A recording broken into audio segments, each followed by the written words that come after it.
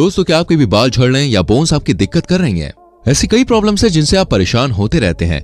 लेकिन दोस्तों, क्या आप जानते हैं आपके इन सभी प्रॉब्लम्स का सोल्यूशन है मेरे पास, और इस सोल्यूशन का नाम है दोस्तों फिश ऑयल।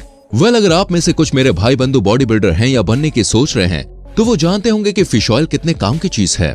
लेकिन फंडा ये है कि आखिर इस ऑयल में मिलता क्या है, क्या इसके कोई नुकसान भी हैं या सिर्फ फायदे ही फायदे हैं, और आखिर ये बनता कैसे है। अगर आपके मन में ये सारे सवाल है तो इन सारे सवालों के जवाब आपको इस वीडियो में मिलेंगे। आज की इस वीडियो में हम आपको फिश ऑयल से जुड़े हर सवाल का जवाब देने वाले हैं। चैनल पर नए हैं तो प्लीज सब्सक्राइब करके बेल आइकन जरूर प्रेस करना। सबसे पहले तो ये जान लेते हैं कि मछली का तेल होता क्या है। तो दोस्तों, जैसा कि नाम से ही क्लियर है, ये ऑयल मछलियों से बनाया जाता है। आप तो जानते ही हैं कि मछलियां हमारे लिए कितनी फायदेमंद होती हैं, क्योंकि दोस्तों इनमें बड़ी मात्रा में ओमेगा पाया जाता है। फिश ऑयल मछली के उत्तकों यानी टिश्यूज से बनाया जाता है। फिश ऑयल में दोस्तों ओमेगा 3 फैटी एसिड, इकोसैपेंटिनोइक एसिड यानी EPA और डोकोसाहेक्सेनोइक एसिड यानी DHA होते हैं। भरपूर मात्रा में ओमेगा 3 होने की वजह से फिश ऑयल को ओमेगा 3 ऑयल भी कहा जाता है। अगर आप दोस्तों बाजार में जाएंगे तो ये ऑयल आपको सरसों के तेल या नारियल के तेल की तरह बॉटल्स या कंटेनर्स में नहीं मिलेगा, बल्कि फिश ऑयल हमें कैप्सूल्स के शेप में मिलता है, जो आपको कई तरह की जानलेवा बीमारियों से बचाने के साथ साथ बाल झड़ने जैसी समस्याओं से छुटकारा भी दिलाता है। लेकिन अगर आप इसके फायदे से खुश होकर ज्यादा क्वांटिटी में फिश ऑयल लेना शुरू कर देते हैं तो ये घर से हॉस्पिटल तक का सफर भी तय करवा सकता है। कैसे, ये जानेंगे थोड़ी देर बाद। अब हम जानेंगे कि फिश ऑयल को फैक्ट्रियों में बनाया कैसे जाता है। दोस्तों, फिश ऑयल बनाने की शुरुआत होती है मछुआरों से। देखिए, सबसे पहले मछुआरे यानी कि फिशरमैन मछलियां पकड़ते हैं। अब इन मछुआरों से फिश ऑयल बनाने वाली कंपनियां इन मछलियों को खरीद लेती हैं। लेकिन ऐसा नहीं है कि इसके लिए हर तरह की मछलियां खरीद ली जाती हैं, बल्कि फिश ऑयल के लिए कुछ चुनिंदा मछलियों को ही काम में लिया जाता है, जिनमें हैरिंग, ट्यूना, मैकेरेल और एंकोइज जैसी मछलियां शामिल हैं। अब इन मछलियों को दोस्तों बड़े बड़े ट्रक्स में लोड करके फैक्ट्रियों तक पहुंचाया जाता है। इसके बाद यहाँ फैक्ट्रियों का बाकी सामान अनलोड होता है, वहीं इन मछलियों को भी अनलोड कर दिया जाता है। एक दिन में कई हजार मछलियों को इस तरह से लोड अनलोड किया जाता है, और आप मानेंगे नहीं, लेकिन एक दिन में फैक्ट्रियों में 50 मिलियन से भी ज्यादा की संख्या में फिश ऑयल के कैप्सूल्स बना लिए जाते हैं। मछलियों को अनलोड करने के बाद में उन्हें अच्छे से वॉश किया जाता है। कम से कम 2 से 3 बार साफ पानी से वॉश करने के बाद इन मछलियों को 90 से 95 के टेम्परेचर पर 15 से 20 मिनट तक बॉयल करने के लिए छोड़ दिया जाता है। उबलने के बाद सभी मछलियां पहले से ज्यादा सॉफ्ट हो जाती हैं और काफी हद तक उनकी स्मेल भी कम हो जाती है। इसके बाद इन मछलियों को ले जाया जाता है स्क्रू प्रेस मशीन की तरफ। ये मशीन अब इन मछलियों का कचूमर बनाने वाली है, मतलब मछलियों को इस मशीन में डाल दिया जाएगा, जो इन्हें पीस का मलबे में तब्दील कर देगी। इससे होगा ये कि जब मशीन मछलियों पर दबाव बनाएगी तो उनका पानी जो है वो अलग हो जाएगा, और बचा कुछ आइटम जिसे एक तरह का केक कहा जाता है वो अलग हो जाएगा। पानी अलग दिशा में जाएगा, वहीं इस केक को एक अलग सेक्शन में निकाल लिया जाता है। यहाँ से दोस्तों इस केक को फैक्ट्री के ड्राई आउट सेक्शन में भेजा जाएगा। यहाँ कुछ स्पेशल मशीन्स के जरिए इसे लगभग 75 डिग्री पर सुखाकर एकदम बारीक पाउडर तैयार कर लिया जाता है। अब देखिए, जो सूखा पाउडर निकल के आया है उसे यहाँ से ट्रांसफर किया जाएगा ग्राइंडर्स की तरफ। ग्राइंडर इस चूरे को अपनी इच्छा अनुसार ग्राइंड करेंगे।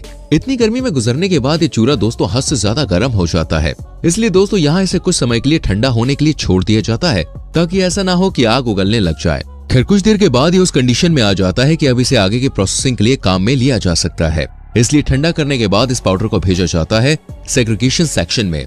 ये सेक्शन दोस्तों सबसे इंपॉर्टेंट रोल प्ले करता है, क्योंकि यहाँ इस पाउडर में से जरूरी और गैर जरूरी पार्टिकल्स को अलग अलग कर दिया जाता है। यहाँ से गैर जरूरी पार्टिकल्स को तो रवाना कर दिया जाता है, और जो जरूरी पार्टिकल्स होते हैं उनकी क्वालिटी को चेक किया जाता है कि वो यूज करने लायक तो है ना। इस क्वालिटी को दोस्तों ऐसा नहीं कि कोई भी चेक कर ले, बल्कि जैसे किसी कंपनी के भरोसेमंद मुनीम जी को नोट गिनने का जिम्मा दिया जाता है, वैसे ही दोस्तों यहाँ भी कंपनी के सबसे एक्सपीरियंस्ड बंदे को ये काम सौंपा जाता है, ताकि काम में किसी भी तरह की कोई भी कमी ना रह जाए। ऐसा देखिए इसलिए भी किया जाता है क्योंकि डॉक्टर्स लोगों को कई प्रॉब्लम्स में फिश ऑयल सजेस्ट करते हैं कि भाई आप फिश ऑयल का यूज कीजिए। अगर कोई भी कमी रह गई है तो सिर्फ कुछ चुनिंदा लोग ही नहीं, आम जन भी इससे बहुत हद तक प्रभावित होंगे। इसलिए कमी चाहे बड़ी हो या फिर छोटी हो, उस कमी को दूर करने में ही मैन्युफैक्चरर कंपनीज भरोसा करती हैं। अब बात कर लेते हैं दोस्तों उस लिक्विड की जो पाउडर से पहले ही अलग कर लिया गया था कचूमर बनाते समय। जी हाँ, ये लिक्विड आपको कुछ ऐसा दिखाई देता है। आप देख सकते हैं कितना गंदा है यार ये। इसलिए इसे सबसे पहले भेजा जाएगा भाई फिल्टर मशीन की तरफ। यहाँ से अच्छी तरह से ये फिल्टर होगा और जो कचरा है वो सब निकल जाएगा। फिल्टर होने के बाद ये लिक्विड जाएगा एक गर्म टैंक की तरफ। उसके बाद बढ़ेगा सेंट्रीफ्यूज टैंक की तरफ। इस टैंक के जरिए दोस्तों लिक्विड में से प्रोटीन, वाटर और ऑयल को अलग अलग किया जाएगा। अब जो प्रोटीन वाटर बाहर निकल के आया है उसके कुछ अलग अलग एंजाइम्स के साथ ट्रीट किया जाएगा। इसके बाद ये ऑयल जाएगा वेपोराइजर की तरफ, जो कि पूरी तरह से कंप्यूटराइज्ड होता है। वो क्या है ना भाई, इंसान देखिए झपकी मार लेता है, लेकिन कंप्यूटर को भाई सोने का ऑप्शन ही नहीं दिया है, इसलिए। खैर दोस्तों, यहाँ से हमारे पास सॉल्युबल पेस्ट बचता है। इस पेस्ट में लगभग 35 से 40% तक प्रोटीन होता है। यहाँ तक लगभग पूरा प्रोसेस हो चुका है, बस अब बाकी है तो आपके घरों तक पहुँचने वाले कैप्सूल्स का काम। उसके लिए इस पेस्ट को कैप्सुलेशन एरियाज की तरफ भगा दिया जाता है। इस एरिया में होता यह है कि जेल की मदद से इन कैप्सूल्स को तैयार कर लिया जाता है। बाद में इन कैप्सूल्स को एक खास तरह के लिक्विड से नहला दिया जाता है। जी हाँ, ये भी नहाते हैं। इसलिए अपने शुरुआती दौर में दोस्तों ये कैप्सूल्स किसी बच्चे की तरह मासूम और सॉफ्ट होते हैं, लेकिन बढ़ती उम्र के साथ साथ जैसे जैसे सख्त होते जाते हैं वैसे वैसे इन कैप्सूल से भी ऑयल की जो परत है वो हटती जाती है और ये भी हार्ड होते चले जाते हैं। इसके बाद दोस्तों इन कैप्सूल्स को सुखाने के लिए छोड़ दिया जाता है, वो भी अच्छे खासे टाइम के लिए। सूखने के बाद मशीन की मदद से इन कैप्सूल्स की क्वांटिटी और क्वालिटी दोनों ही चेक की जाती है। जब ये कैप्सूल्स हर टेस्ट को पास कर लेते हैं तब इन्हें refined fish oil, blown fish oil, winterised fish oil और सल्फाइटेड फिश ऑयल जैसे नाम दिए जाते हैं। ये इनकी ग्रेड्स होती हैं। ठीक वैसे ही जैसे स्कूल में बच्चे को A+, A- ऐसा मिलता है ना, वैसे ही। अब सब कुछ होने के बाद दोस्तों लास्ट स्टेप है जब इन्हें बॉटल्स में पैक किया जाएगा। इसके लिए लेबल लगी बॉटल्स को एक नोजल के नीचे लाया जाता है, जहां मशीन अपने आप गिनती के हिसाब से एक बॉटल में इन कैप्सूल्स को भरती चलती है। बॉटल में भरने के बाद इन्हें कार्टून्स में पैक करके भिजवा दिया जाता है नजदीकी फार्मा कंपनीज के पास और यहाँ से सीधा पहुँचते हैं आपके घर तक।